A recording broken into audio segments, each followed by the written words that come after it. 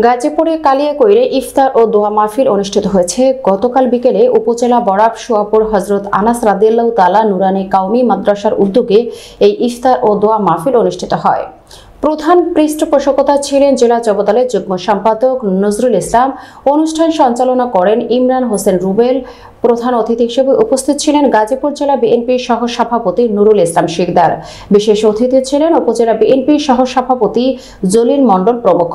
অনুষ্ঠানে পবিত্র কুরআন তিলাওয়াত ও মোনাজাত শেষে মাদ্রাসার বালক ও বালিকাদের মাঝে কোরআন শরীফ বিতরণ করা হয়।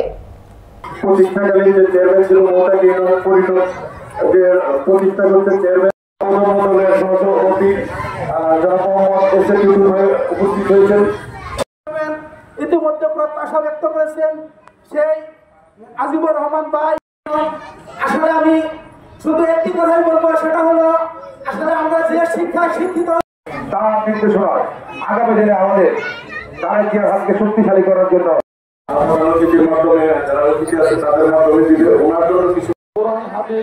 সম্বন্ধে এবং সম্বন্ধে